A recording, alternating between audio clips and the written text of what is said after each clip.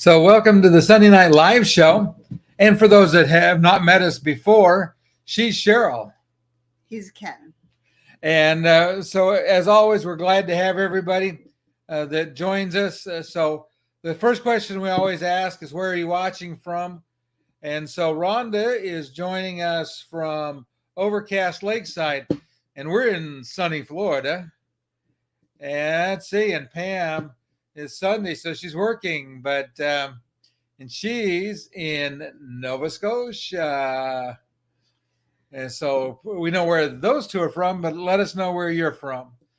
And tonight we're going to continue our discussion. Last week we started building out a process, like we could say a system to make sure that your vacations go as smoothly as possible.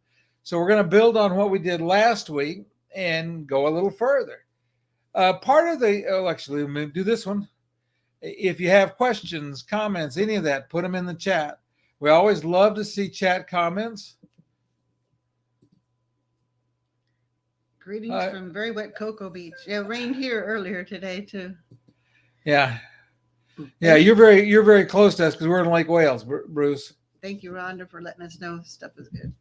Okay. But so we always appreciate the comments, and we like to chat with the audience. It's part of it's about just having a good time while we're doing this. Where we kind of ended up last week was talking about what is it I want to do. What are the things that I want to do? So we're going to work through a trip that Cheryl and I are going to book, and it's one that Rhonda's already booked. It's one I've talked to you guys a little bit about, but it is the Holland America from San Diego to Hawaii. And we'll talk about why we got there. The destination, we've done the Caribbean for quite a while now. Now, Cheryl's seen more of Hawaii than I have. I have seen Honolulu and part of Oahu. Cheryl got to go to Kauai as well and spent some time there with my son many years ago, back when she was a baby. Anyway, so we haven't been, and a cruise with a lot of sea days sounded like a lot of fun. There's some pretty good pricing on the ship, so we're gonna do the January 30th sailing to Hawaii. We decided that was what we wanted to do because we were gonna be able to do some sightseeing, see things we haven't seen. It'll be we'll go to places we haven't been, which is always a big thing for us. And it was just different than going to the Caribbean. We've done that for 2 solid years. We've been pretty solid pretty steadily in the Caribbean. And so we just thought, okay, that would fit what we wanted for a destination. Now, as I mentioned, the destination is where we start first. So given that we chose this as a destination, the next piece of this is picking a mode of transportation. And for those of you watch the show all the time, Cheryl doesn't like to fly very far. And it's not that she's afraid of airplanes, but having to sit still in a confined and usually uncomfortable spot, for more than a couple of hours starts to really wear and tear on her body.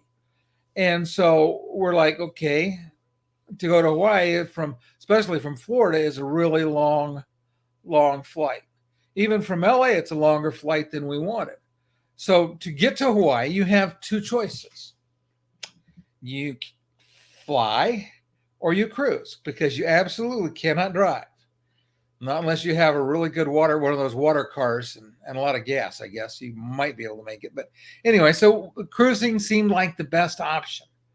Now, once you decided to cruise, you start to look at the pieces of that, that's what we want to do. So there's quite a few people that cruise to Hawaii. There's quite a few options. You can fly to Hawaii and cruise on American, let's see, what is American Hawaii Cruise Lines? Anyway, it's the NCL operation in Hawaii.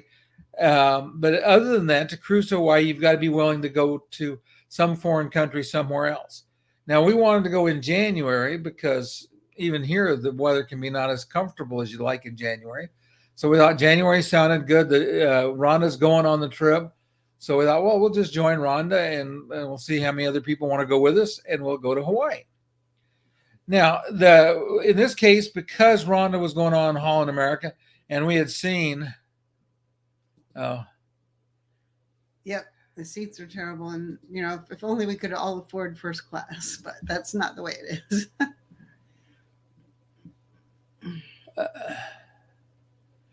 okay, and we're going to talk about that more in the next show, Rhonda. She commented about excursions.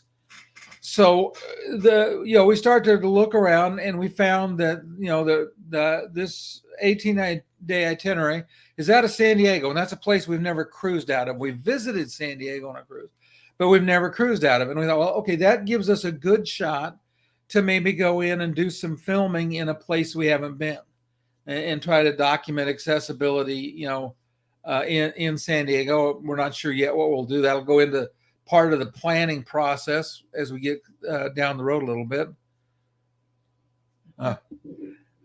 Just watching for comments. That's all. Yeah. And so when we think about this, actually, I meant to bring this up. So let me, oh, sorry, I didn't get the slide thing up for you. But we're going to look at we're going to look at the itinerary, because we want to look for challenges. And Rhonda mentioned some. We'll figure out, I said in a later show, how to get away with, how to fix it. Let's see. So plan a cruise, destination. You can share the page, right? I'd Yeah. go there first and then share the page. Okay. Yeah, we'll just go there first. Make the ad stop popping up. Where to go? Should be here. There it is. Well, you're going to share the page now? I'm going to share the page, yes. Oh, if I find my page again. Okay, so let me share the screen, and we'll just look at this. So they have a good reputation in Hawaii. But so here we go. Round trip. Well, I wanted to show them how you find that on the page. Find what?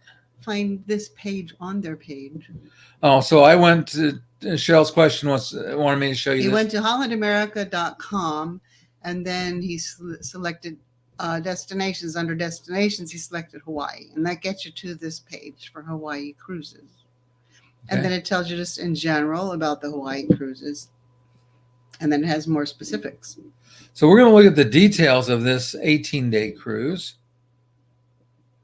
Oh, that's not Hawaii. Let's find Hawaii again.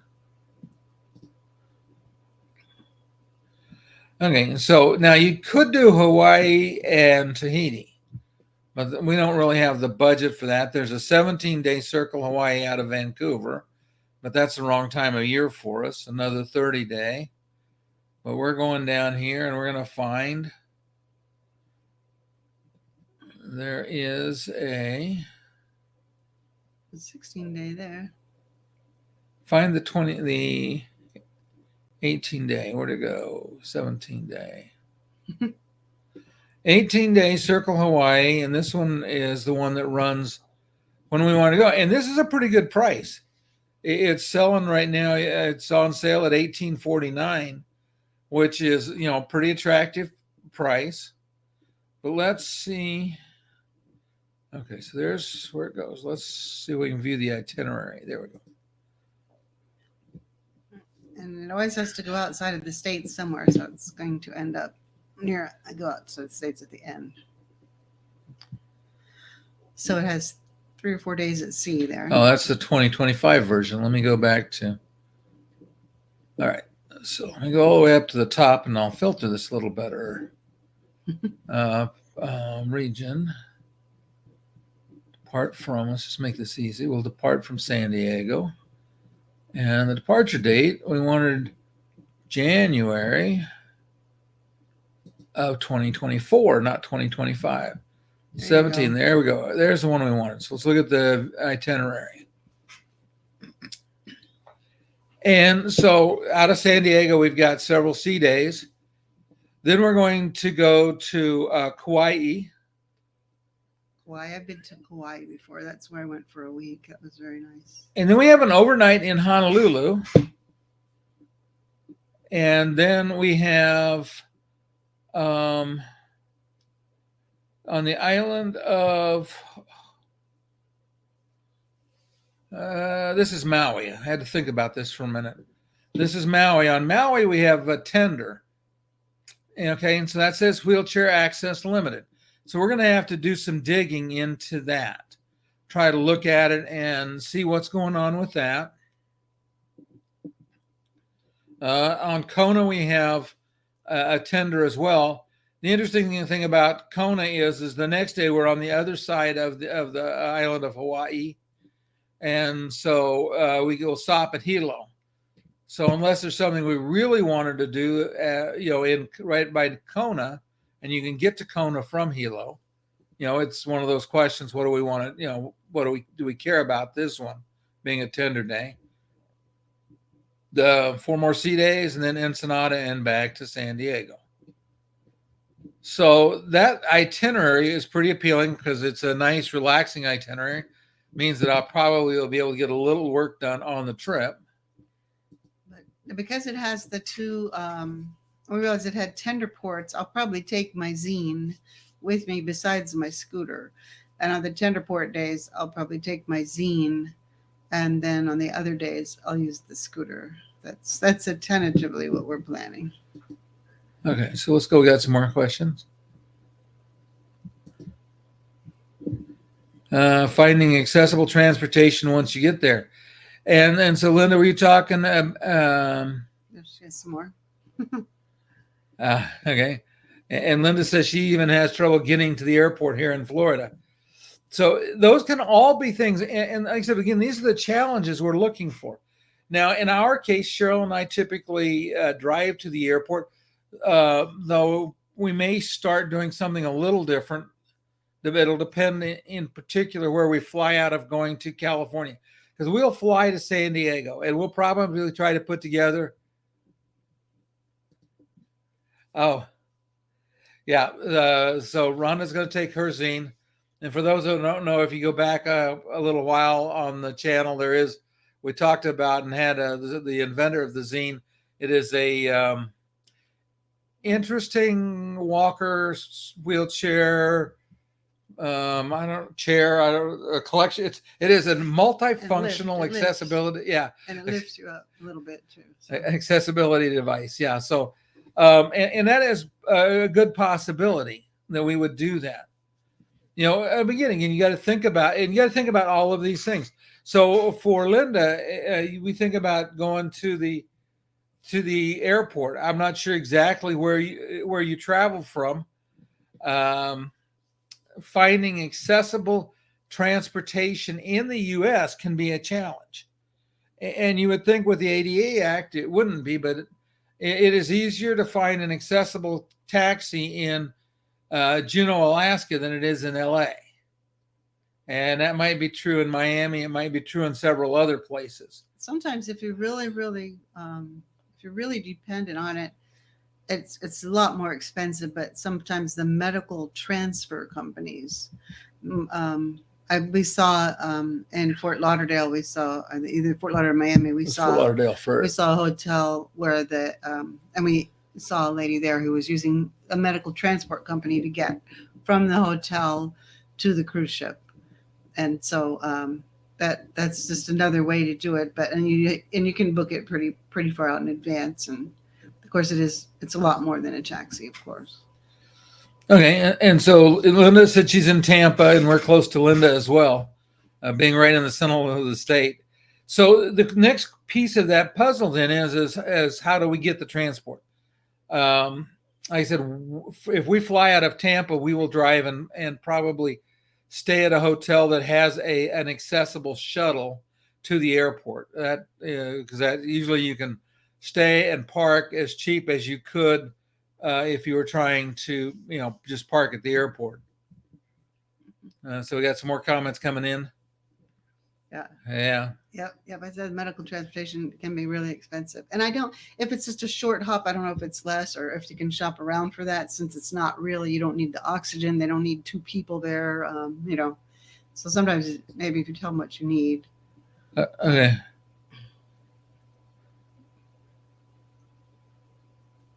Oh, so Bruce is looking at going on Amtrak.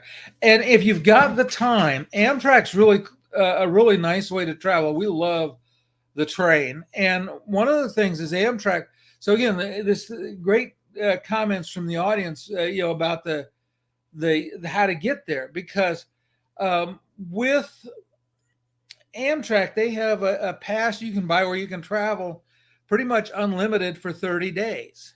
And so, Oh, she says one way. Yeah. The medical transportation is expensive. so Bruce said he's going to try Amtrak later this year. We've done Amtrak both in a coach and also in a an accessible roomette. The accessible roomette is I thought worked pretty well. We had that was the one where we had the upper and lower bunk. I had the bathroom in the. Oh, we yes, did yeah. from Miami to Yeah, back yeah. to. But it wasn't an accessible bathroom. It was just a bathroom. You had to stand to get in there. It was small. Oh, was it? Yeah, okay. Yeah, it was small, I think. Yeah. Yeah, the accessible bathroom is down where they have the accessible. They have a fully accessible car that where it has like a big. Remember, it has like a big door, Yeah. and you go in there to use the restroom. I think that's if you're totally in the wheelchair. I think that's where they will put you. Yeah. Well, we had So. the roomette was accessible. We'll have to go back and look at the footage of it. I've got footage of it. It's pretty. It might have been a little tiny. So Linda, let me ask this question: Are you tied to the wheelchair? In other words, you have no mobility at all? And why we wait on that answer? We'll talk a little more about it. Rhonda said that the port and the airport in San Diego are very near, and loads of hotels near the cruise terminal, parking and traffic near the cruise terminal is horrid. And what I would say to that, Rhonda, again, that's an example. We would fly in the day before. And so what I would suggest, okay, and Linda, I'm going to work on an answer for you, and we'll see if we can have that for you and how I found it by next week. But the one thing that Cheryl and I never do. Yeah, that's exactly right, Bruce. So that's almost cheaper than for Linda. It's almost cheaper than taking the transfer in town.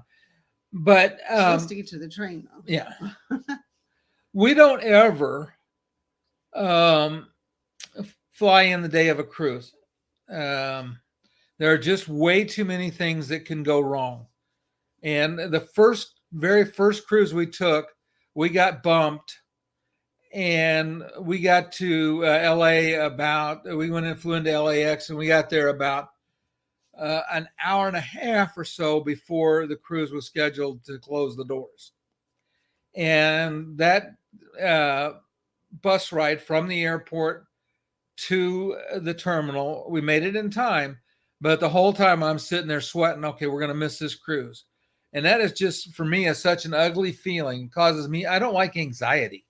I try to build my life where I don't have much anxiety, and that waiting to the last minute causes me anxiety.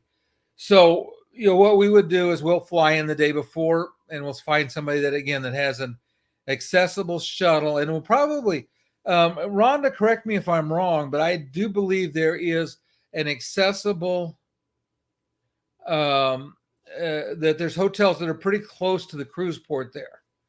And like in Miami, there's nothing except I think there's a Holiday Inn that's really close, but even it doesn't offer a transfer to the cruise port. So Rhonda, give us some information on that, and that'll be part of what we'll do for research coming up. But now the next piece of this is checking for the challenges, and that was where we go back and we start and we'll just start with leaving from get to the airport. So for Linda, getting to the airport is a challenge. So we need to find that solution. What is the most cost-effective, acceptable mode of transportation? And then we get on the plane, and we'll talk about some of this as we start getting closer to, in the area. Let's call it so across the street. That's what I was thinking. So we'll probably just stay there where it's easy. Usually you're going to pay more for those hotels. But again, at least at this stage in our life, easy sometimes is more important than, I'm not going to pay $600 a night. If it's $600 a night, I'll stay farther out. But we'll find something as close as we can and then figure out a shuttle. I would say that, so we think about that. Okay, now we get to the airport, and we'll go back through some of this stuff. You got to think about challenges in the airport. And for those that have never used TSA Assist, really very helpful. Tell Pam she should have worked overtime so she could watch. Oh, no, she's listening. Okay, I was just told Cheryl to message you that said you should have just worked some more overtime, so that you could watch while you were there at work and get paid. Just saying. But so we'll talk about getting the airport challenges because that's something we have to think about. Like I said, each segment of this. Okay, how do we get where we need to go? And we're coming up in June. We're going to fly to the Dominican Republic and evaluate some properties. And one of the things that we worked with and are talking to Brightline for us is that would be a reasonable each. Yeah, that's the way I felt, Pamela. It's time to go. It's time to go. Okay, so Linda uses all the time TSA Assist. Okay, and so you travel with a service dog as well. And again, that's an interesting point because we think about challenges depending on the island. No, TSA Assist actually helps you get through customs or through the airport screening. I shouldn't say customs, but airport screening. And they take you to they take you to your. Yeah, they'll get you from outside of security all the way to the gate, usually, if things work well. But we start to think about all of these little pieces so that and I have for those of you that haven't received it, there is a checklist that's available on my website, and you can just go look for it. I'll put a link in here, but it has a list of starting about 90 days out, things to check for, and the TSA on there. But let's go back to what Linda said about a service dog. So if you're visiting the islands in the Caribbean and you travel with a service dog, there are some real strict rules about what documentation you have to be able to take a service dog. So, and these pieces are going to be different for everybody, but the point of all of this is you want to start thinking about this early. And what we'll do is next week, we'll devote the show next week to covering the challenges piece of it. And so we'll start and we'll try to help Linda find an answer. We'll find out about the service dog because you'll go to Mexico. And if you don't get off the ship, it's not a problem. But if you wanted to, it would. Let's go to the next point here. This question comes up a lot. When is the best time to make your reservations? And I'm going to say that there are two variables associated with it. One is price, because the pricing. Yep, the dogs have to have they have to have their shots just like sometimes we do. Yeah. But they may also need some certifications from the vets. It varies, like I said, from island to island. But we'll work through all of that next week and try to look at those things. I'll do the research this week and get the pieces together. But so the best time, if you want an accessible cabin, is the day reservations opens up. That is the best time to make your reservation in most cases. And I think we'll go ahead and make our reservation for the Hawaii. Most cases, you can put down the deposit and reserve the space and hold it. And you get to about 120 days out is a kind of a make or break date. That's when you have to kind of commit, because at 120 days is usually when you start to have some penalty, and somewhere in that time frame, they're going to want final payment. Once you get to final payment, usually it's harder to cancel. We'll talk about that trip insurance, but that's one of the things that you want to do is make sure you have trip insurance. Yeah, there you go. Thank you. You want to have trip insurance that covers cancel for any reason. Now, we buy an annual policy that works really well for us because as much as we travel, it wouldn't be affordable to buy individual policies. But you want to make sure that you especially if you have some question about whether something might come up that would prevent you, then you want to get trip insurance that covers cancel for any reason. That way, if you decide you just don't want to go, you're covered. And Rhonda, yep, there you go. Rhonda's gives you the perfect piece of information, because if the prices drop, this is one of the things a good travel agent like me or Cheryl would do for you. We don't make many plugs for us as travel agents, but we do that. Is we'll reprice. We'll watch the prices and keep an eye on it and reprice. Sometimes a cruise line will only has a limited number of reprices. Sometimes if you get really close in and stop shared screen. Okay, thank you. We lose track sometimes of where we are and what we're doing, but because we see what we see. Sometimes when you get really close in, if there's another price drop, they may at that point in time, not want to rebook you. Inside a final payment, you may have a little bit of pushback on getting it repriced. Up until final payment, we can reprice. It's easy.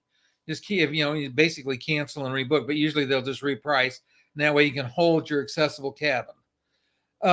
Inside of final payment, some cruise lines, instead of wanting to reprice you, may give you some onboard credit, or they might give you an upgrade. It depends. We've had both circumstances arise in our travels. Upgrades, hopefully they'll never upgrade you without telling you, because they might take you right out of your accessible room, which has happened to us a couple times. So that's, another thing is to try not to, you think you're all done, and then like a week before you go, then you get this thing, you check your documents or whatever on the app, and then you realize this isn't the room I booked. So it's always good to check everything they send you right away if you really need a particular room. Yeah. And of course the goal of all of this is try to make sure that you catch these things before they become a problem. But needing an accessible room really does limit when the best time is to make your reservation, because you need to make them early normally.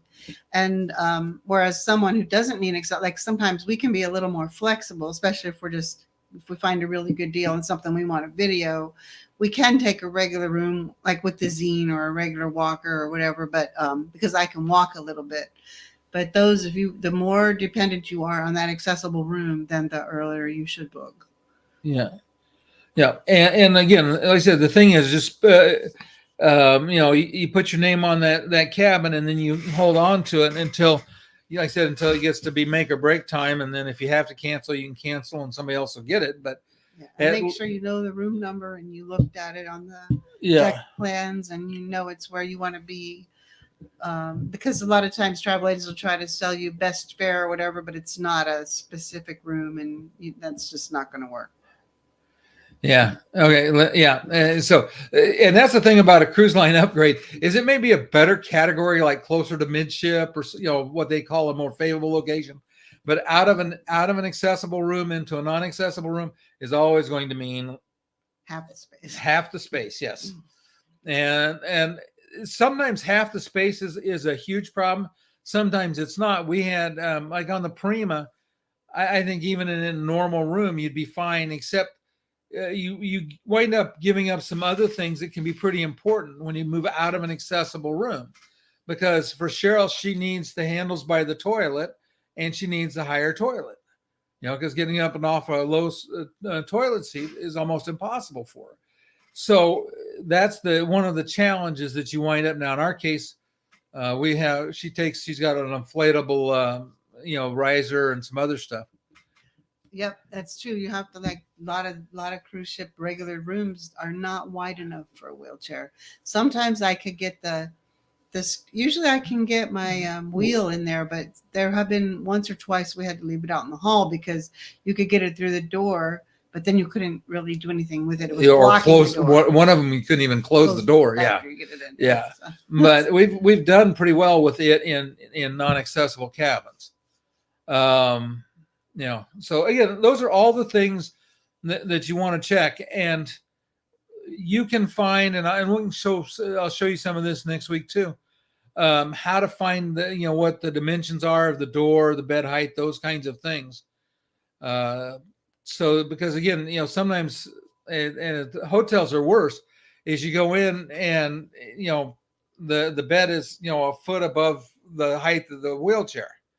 And again, for Cheryl, it's not a big deal, but for people that have to transfer, a foot's a huge way up. It becomes really hard. We know that somebody we know, we won't mention Pam by name, travels with her own airbed just to make sure it fits. Yeah. See, that's what happens when you go off and just drive and you can't make comments and get. Anyway, any questions on what we talked about today?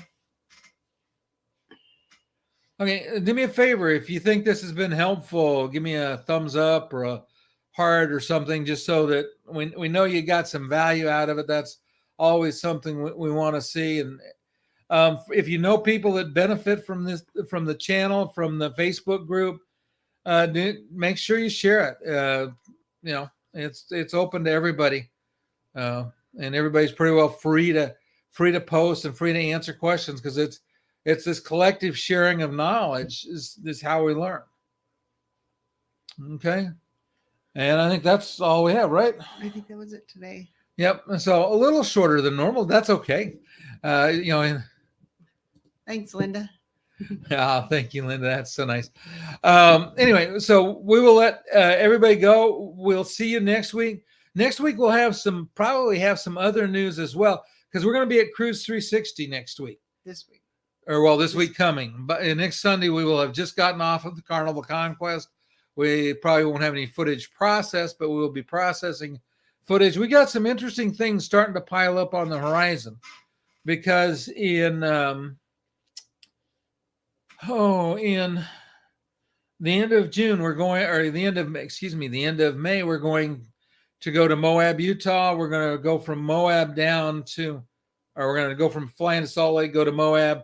We're going to shoot some video in Moab. I've got a couple of accessible places we'll try to inspect while we're there, do some inspections in parks.